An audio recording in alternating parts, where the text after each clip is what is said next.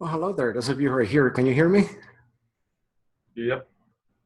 Awesome, awesome. I don't hear any of you, but you may be muted.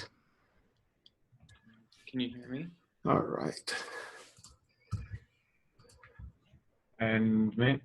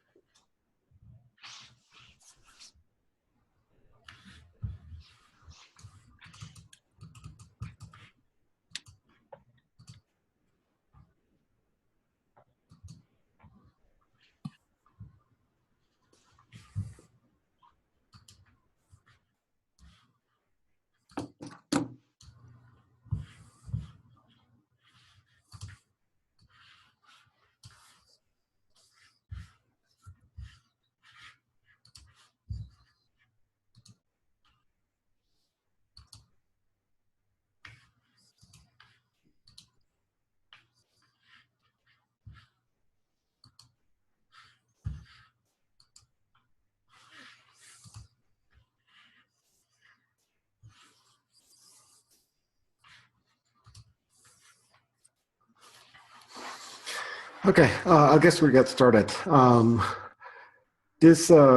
delivering this class using the online technology, particularly Zoom. And before this, I used to use something called Big Blue Button or something like that. So I'm learning how to use this.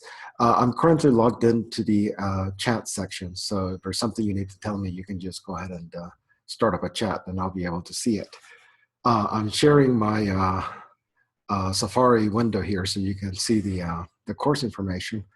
And unfortunately, when I did that, I lost the window that I had for the controls. So I'll have to figure out how to get that back. But for now, this will work. Okay, so this is COSI or Math 2300, which is discrete mathematics. The actual title is Discrete Structures. Let me go ahead and bring up the syllabus.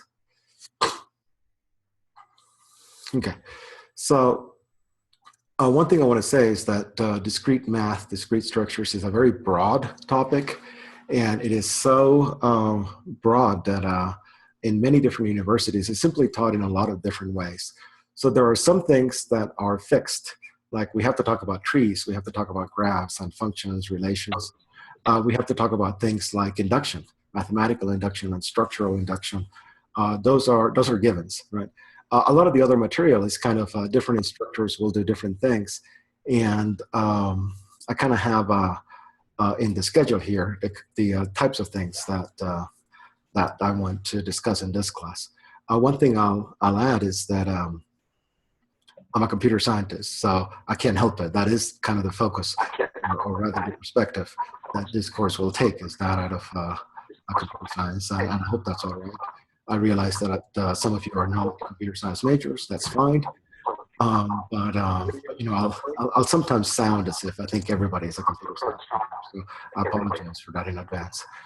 Um, Another way to think of this course is as a transition course. It's kind of an invitation to advanced computer science. And one of the things that that means is that we're moving away from things like pure programming to more abstract ways of thinking. In mathematics, a similar thing happens in which you move away from calculation. How do I calculate the value of this integral? And you move towards more abstract questions, such as when do integrals even exist? And one of the things that makes that transition happen is talking about proofs and actually doing proofs. So you could also think of this course as what's known as a transition course in mathematics, where we start doing proofs. And I don't expect you to do that before you start this class, but by the time that the course is over, you'll actually be pretty good at doing proofs. Okay. Anyway, before we kind of get too deep into the subject material that we're going to have, what I want to address a little bit is the delivery of the course, which is through video conferences. So I've tried to state this in the syllabus, but I don't know if I've been very clear. So I want to be just absolutely clear about this here. The lectures that we have, which are Monday, Wednesday, Friday, 10 to 10:50, are like this, okay?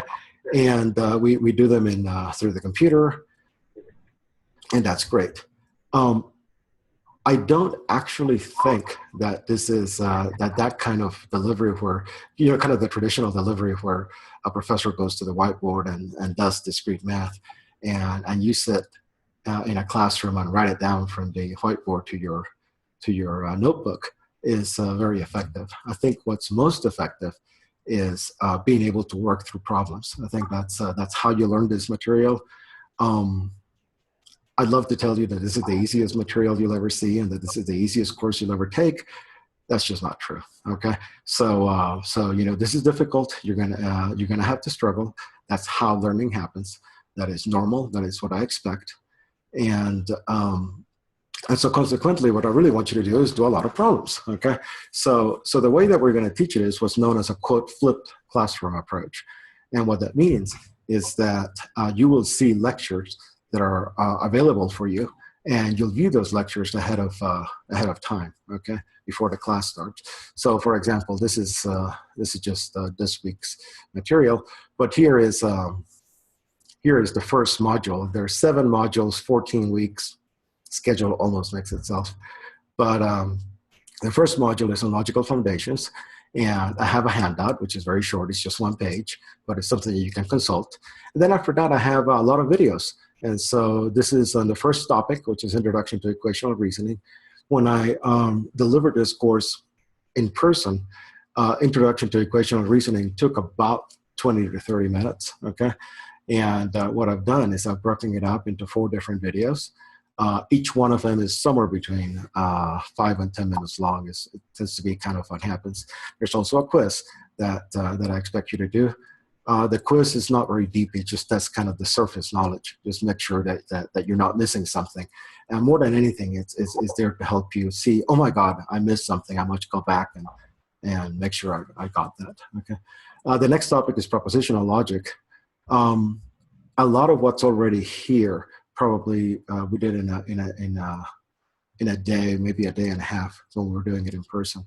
Again, I simply broken up the content into separate videos that you should watch before class, and you see some quizzes as well interspersed throughout those. The other thing that I will do, and I'm not done with this particular module yet. I've got some videos that I need to upload. They'll be going up over the next couple of days, and also more quizzes, of course. I will also include actual assignments, homeworks that I want you to do. I will give you more problems than I want you to turn in for grading, okay? The problems are practice, so I want you to get lots and lots of practice. And that brings me back to these 10 a.m. Monday, Wednesday, Friday meetings. What I want us to do is to actually go over some of these problems. And the way that I envision it is like this. We meet and you say, hey, I had a really hard time figuring out how to do this particular problem, okay? Can you help? And I'll say, of course. So show me where you're getting stuck. And I can give you control of the session so that you can actually share that with all of us, or you can send me a PDF file that has what we've done so far, and I can bring it up. And then we can talk about how you're approaching the problem, where you're finding difficulties, and I'll help you get through whatever it is that's kind of a sticking point. Okay, that's what these meetings are for. So that's really what I want to see happen. Let's see. Okay. By the way, if we come to a meeting and everybody's been able to do the problems, there's no questions, right? You know, I see them as Q&A sessions, but if they're not, I will always have extra problems that I can say, well, you know, since you all got those, let's see what we can do with this problem, which is a little bit more interesting, for example. Okay. So we'll be able to do that. Okay. All right. A few other things that I have for you. We will have 2 exams and a final. The exam times are going to be a couple of Wednesdays. They're listed on the syllabus, and they're Wednesday nights. I figured that was the best thing to do since there's no real set schedule here. They're going to be 2-hour exams, although I don't expect you to take all of the 2 hours. That's just so that we don't have time pressure, okay? I'm giving you some sample exams. These are the ones that I used last semester, so you can take a look at those. I'm not going to use those exams, obviously, but they should give you an idea of the kinds of problems that I asked, the kinds of things that I expect you to be able to do, and so that'll help you prepare, okay? Some other resources that I'm giving you, these are the slides that I used last semester. You can look at those if you wish, okay? They have a lot of the same material that's in here, but the material that I'm giving you is self-contained, so you don't have to go back to those. It just might help, and that's why I put them out there, okay? Now, that is pretty much it as far as what I wanted to do for just the introduction.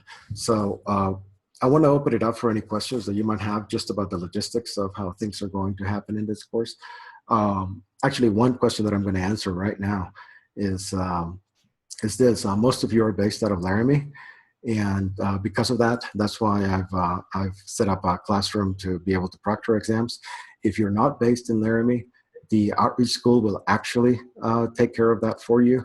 So you just need to get in touch with them to make that happen. But otherwise, let's try to make those on Wednesdays. If you can't make it for those exam days, do let me know and we'll make other arrangements.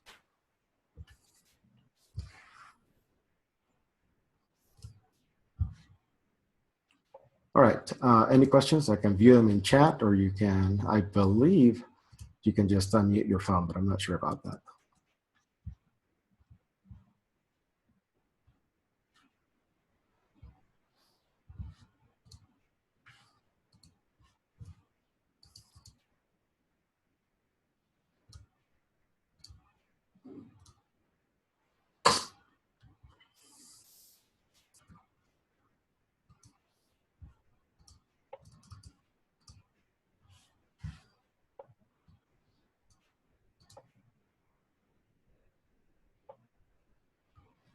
Okay, I don't see any questions. So let me talk to you about the actual content of the course. There are some videos that I have for the first week, which you can look at, and they'll actually echo a lot of what I'm trying to say here.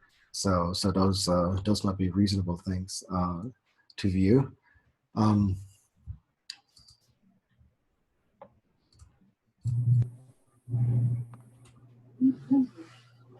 Okay, so let me see if I can move things over to my tablet.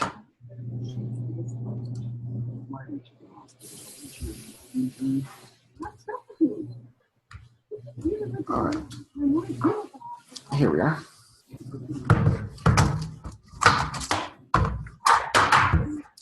Okay, let me know if you can actually see what I'm writing, because the software here can get tricky sometimes.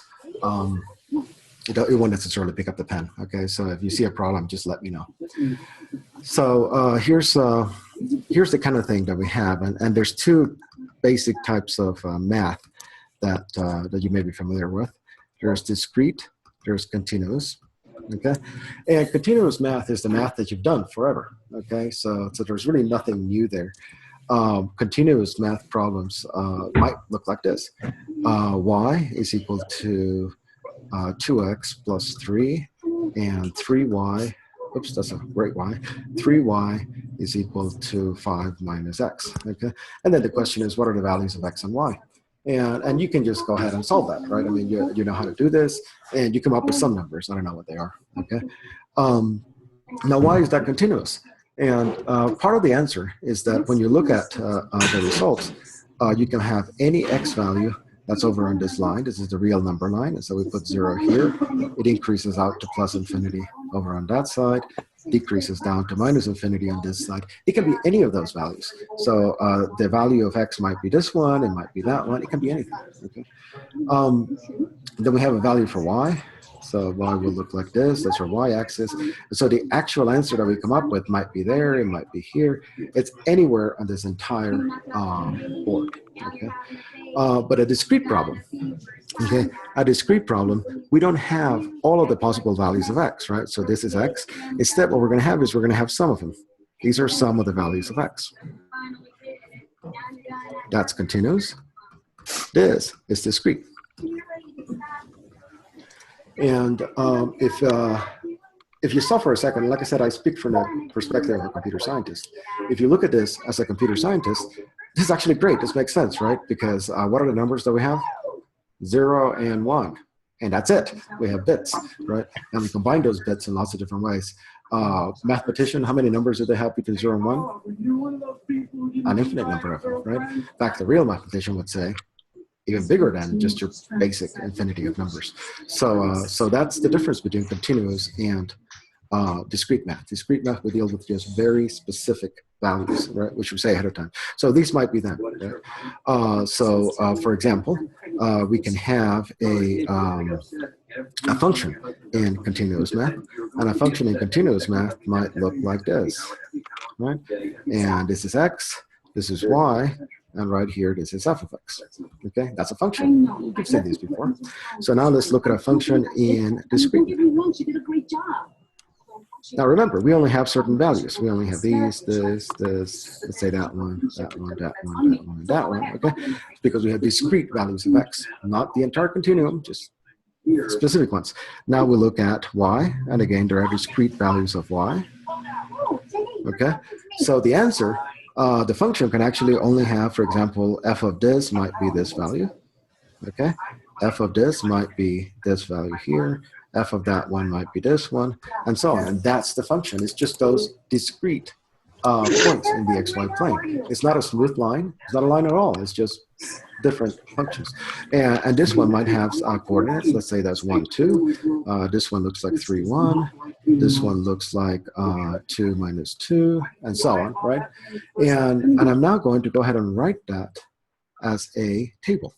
So I have x and I have f of x, and I would have 1, which is 2, and 3, which is 1, and 2, which is minus 2, and so on, right? But the important thing is that I can actually write it as a table, right? And a table is a nice computer science kind of data structure, right? Which is very different than a formula, such as, sine cube x minus e to the 2x, right? That's also a function, but those aren't the ones that we're working with in this class, okay? So what kind of problems might we have? Okay, problems that we might solve. Here's one problem that I'm particularly fond of.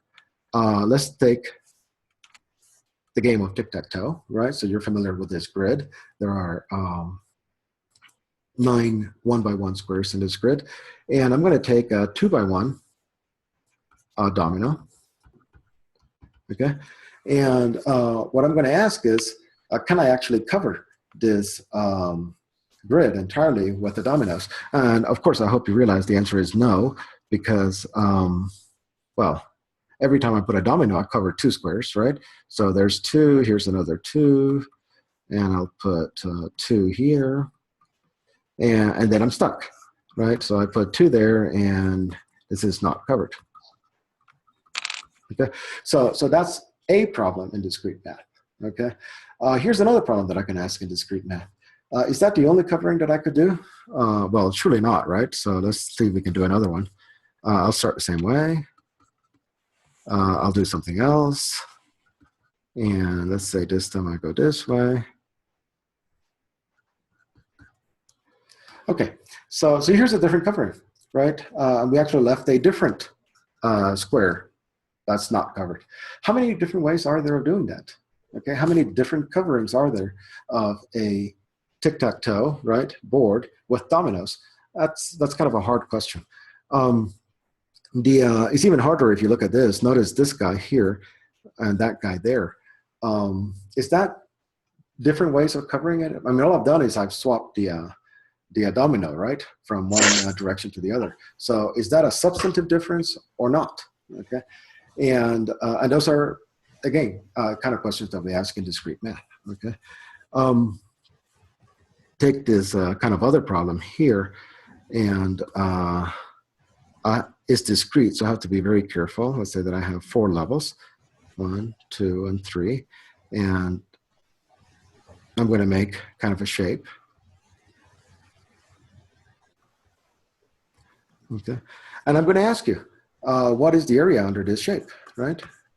That is actually a discrete math problem, and the reason it's discrete math is because I can't have the height be like right here, for example. That's not allowed because I can only have certain points, right? That's the discrete part. So again, you can give me the answer, and this is something that you did probably in middle school.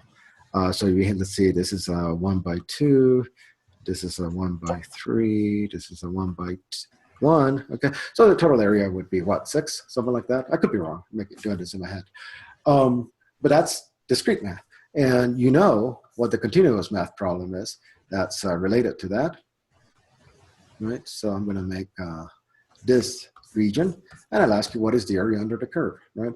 And to do that, because this is not kind of a fixed rectangles that only appear at different slots, you need tools that are more interesting, right? That may be the wrong word, but you definitely need more sophisticated tools to be able to find the area. It's not just based on height.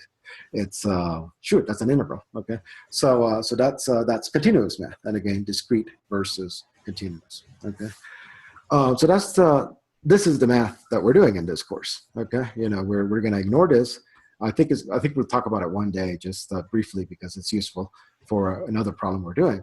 But mostly, we're going to be sticking with just pure discrete things. Okay. Now, let me bring this up here. Okay. All right. So the next thing that I kind of want to address is this. I told you before that we're going to be doing proofs a lot in this class. Okay, it's going to be our main tool, and our proofs are going to take kind of 2 forms. The first one is going to be equational. Okay, and equational means that, for example, I want to prove that A is equal to Z, and I'll do it. That's an equation, right? And I'll do it as a sequence of equations. So here's my proof: A is equal to B, right? And then I'll say, oh, B is equal to C, and each one of those are going to be obvious steps that we're making.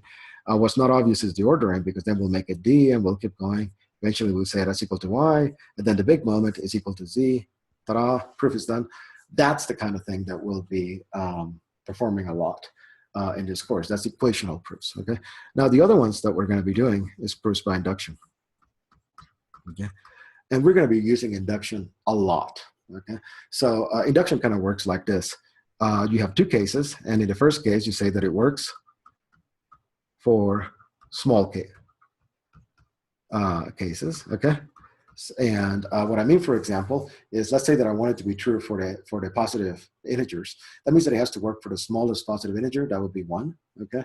And then we'll have some kind of an argument that says that if it works for some value, then it also works for the next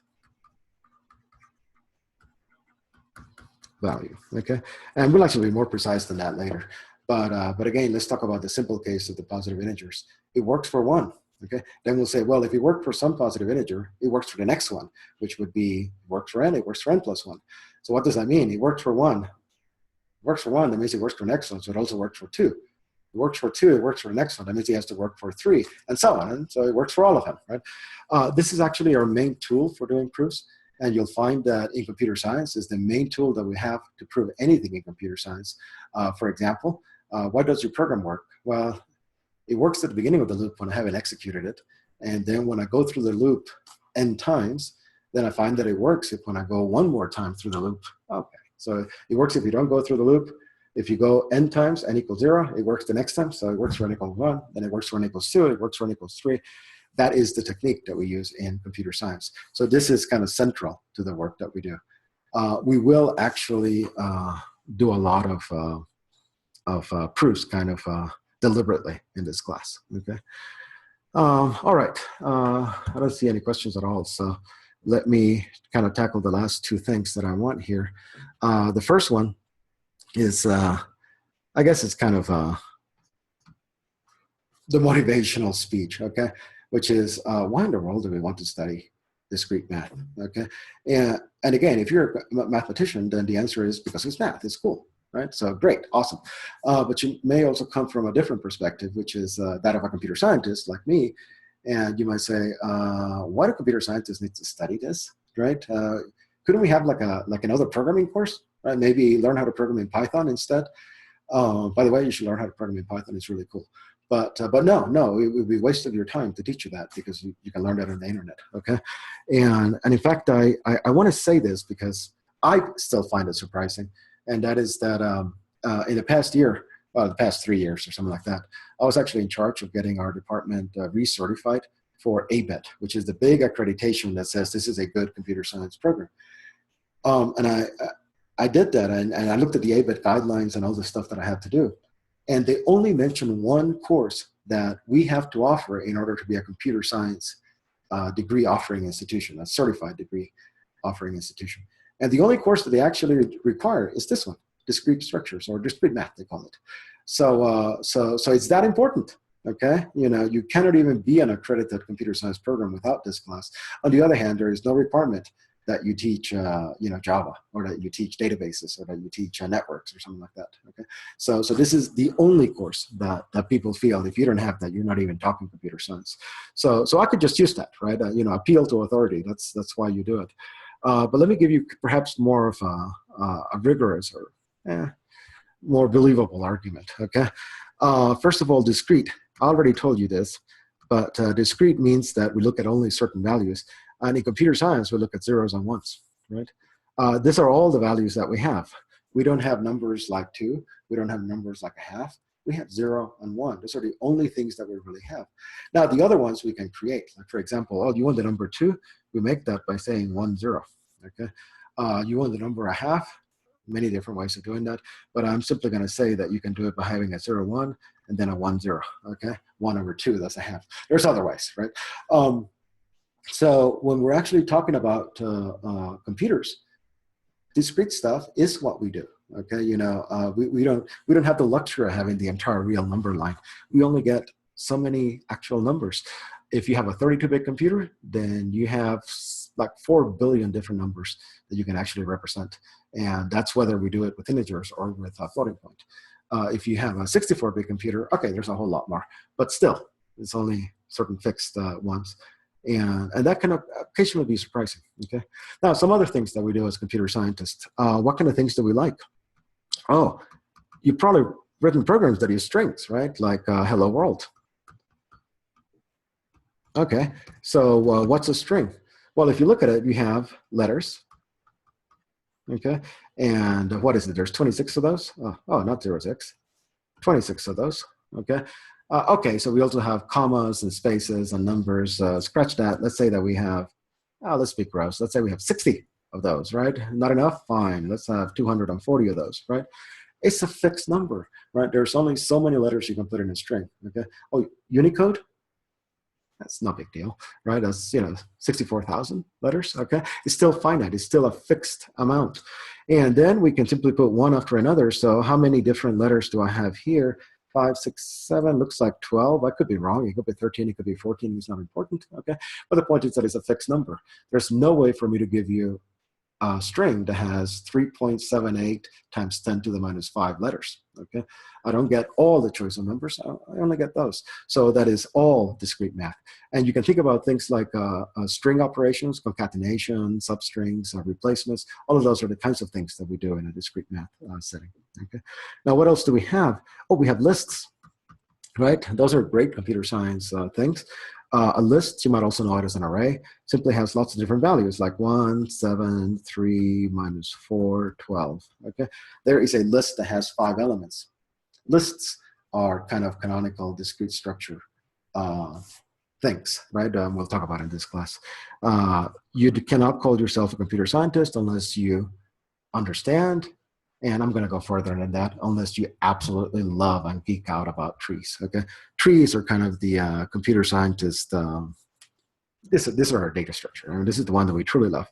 And surprise, not really. Trees are discrete structures, right? Notice that each node has so many children, and here there almost always 2, but not 2.5, right? You only get so many. What kind of things are going to have in the nodes? They're going to be things like strings. They're going to be things like numbers, letters, again, all discrete things. What other kinds of things do we have in computer science? Well, we have sets, okay? Those are kind of like lists, right? Except they don't have duplicates. We have things like maps, okay? And that is actually a term from like the Java collections library, Java util map, right? And what are maps? These are actually functions, okay? And I want to be clear, these are discrete functions. Right? So maps, which is one of our main data structure, if you use a language like Python or Perl, switch if you're using Perl, but if you're using Python or Ruby, Ruby is still respectable. Maps or dictionaries or associative arrays or whatever they call them, right? Because they're all the same, they have different names, are really just discrete functions. They're the kinds of things we talk about in this class. So actually, as computer scientists, discrete math is all around us. And I claim, and I really mean this, that computer science is actually applied discrete math. If you take a course in applied math, they're going to talk to you about how to solve differential equations using computers. I'm not, degrading that. That is fantastic stuff, okay? But that's applied continuous math, which is what I mean by applied math. If you do applied discrete math, what you end up with is, the computer science curriculum, okay? So yeah, that's why they make us teach this if you want to be accredited. Okay. All right. And kind of the last unstated question. You guys have been very quiet. That's okay. Tell me later if it's because of technical difficulties, okay? Because I need you to give me questions for the next meetings. But kind of the last thing that I want to do is why proofs? And if you're a mathematician, of course, proofs is in your blood, right? That's what you do. So you wouldn't ask this question.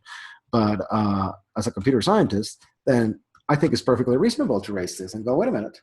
I'm never going to get paid to do a proof. I'm going to get paid to write programs. So why do I have to learn this? Okay.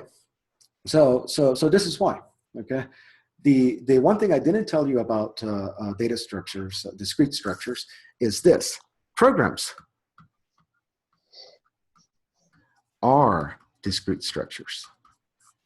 Okay, that's kind of a strange perspective because things like trees, things like lists, it's easy to agree that those are structures, but actually programs are too. I just stop and think about this for a second. You write a program in a high-level language, and I don't know what you like. Maybe you like Java. Okay, that's fine. Maybe you like C++. Ooh, I don't know about that, but let's say you like Java. So what do? You write your program, and then you hit compile, right? So what happens? So some other program, it's called a compiler, will read your program. As far as the compiler is concerned, your program is a text file. Okay, and what's a text file? Why, it's a list of strings, right? And it'll just go through that list of strings, and it'll assign meaning to that, and then it'll output something else. And what is it outputting? We're doing Java, so it's actually outputting Java virtual machine code, bytecode, okay? What is that bytecode? Actually, it's just numbers, okay? It's just a file that has a whole bunch of numbers in it. And that is read by the Java runtime system, or the Java virtual machine, the JVM, and it'll interpret those and say, oh, you want to do operation number 0100112, or no twos, 1101? Yes, that means shift the register to the left, and I'll go ahead and do that, right? But it's actually just reading ones and zeros and interpreting them in a special way.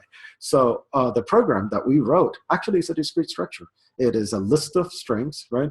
And it is something that the compiler can interpret and assign a meaning to, because we agree on what IF means. Okay, so yeah, our programs are discrete structures. That means we can do everything that we can do to discrete structures to a program. And one of those things is we can reason about programs.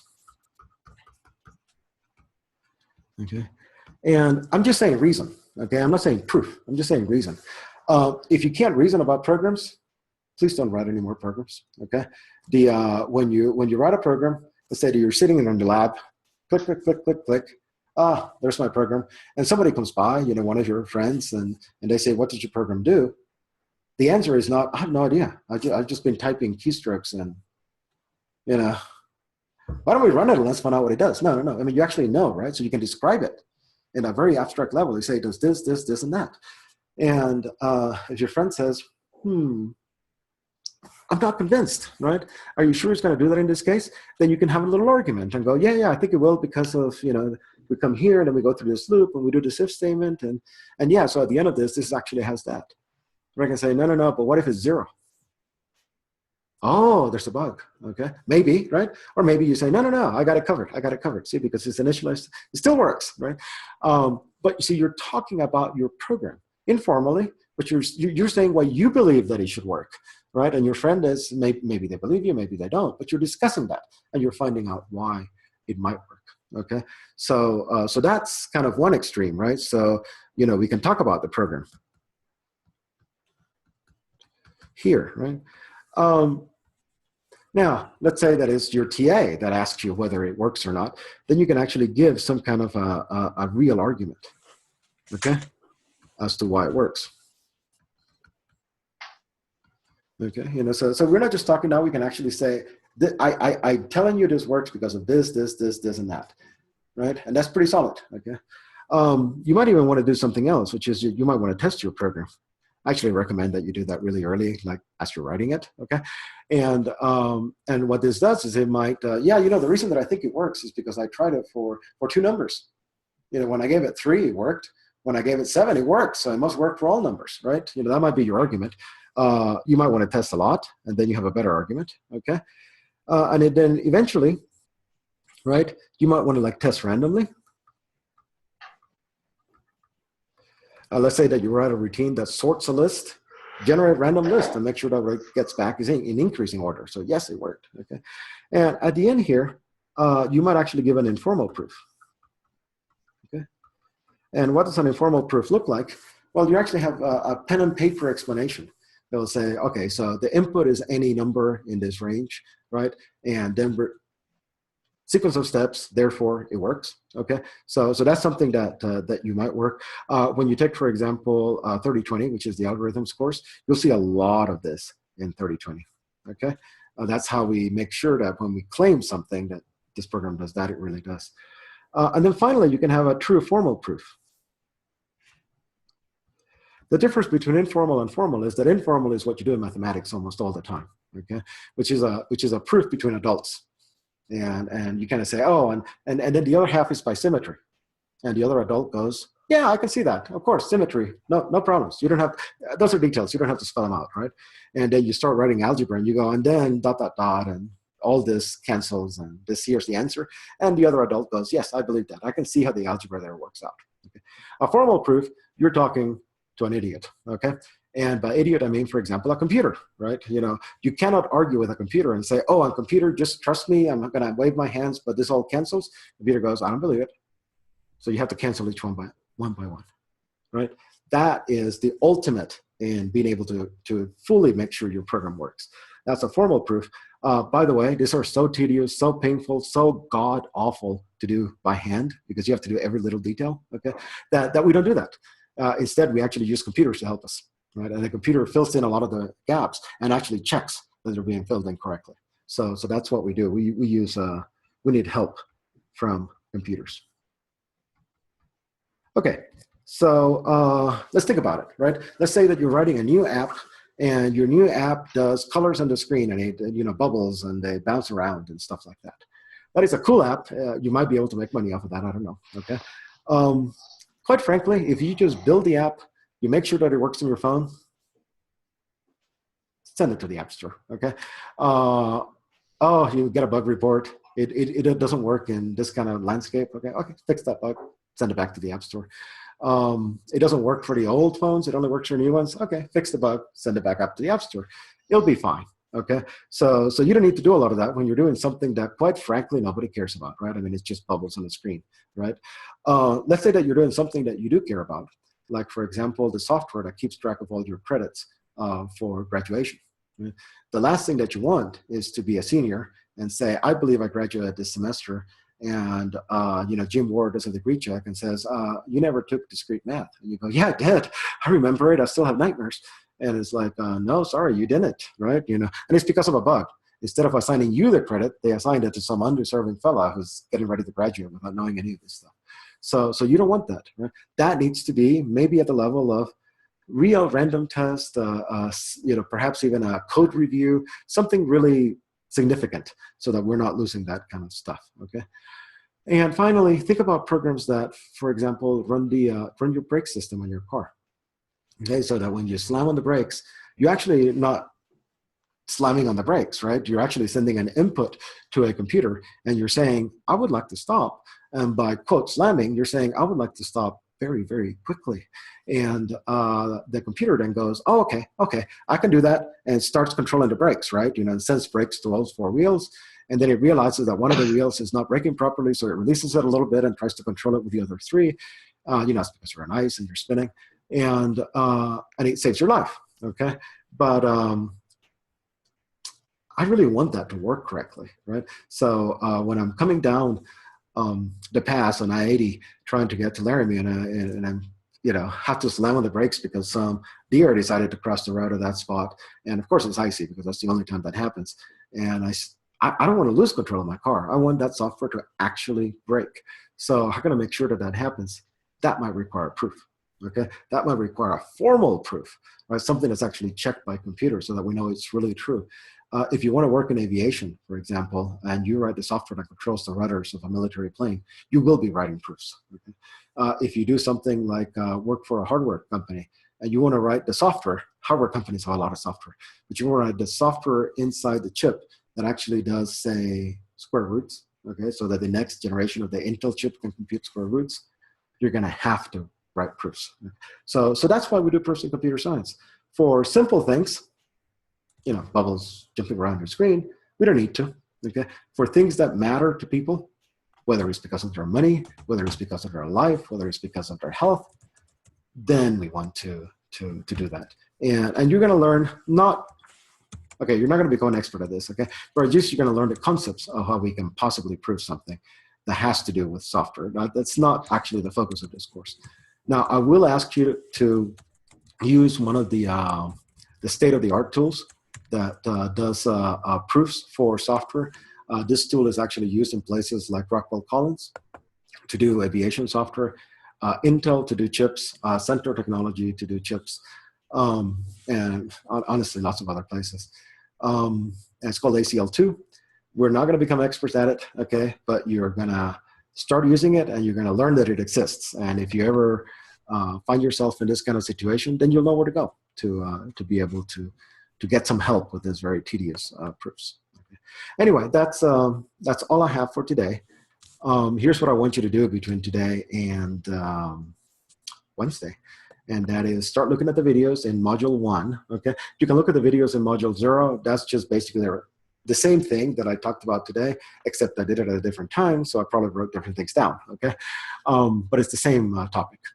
And look at Module 1. Start learning, do the quizzes. I will put in some homeworks start coming up. Try to do those, and then we can discuss problems that you run into on Wednesday. Okay. If you have any questions, bring them up, either chatting or just unmute your microphones.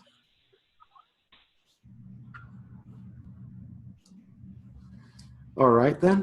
I shall see you Wednesday. Have fun.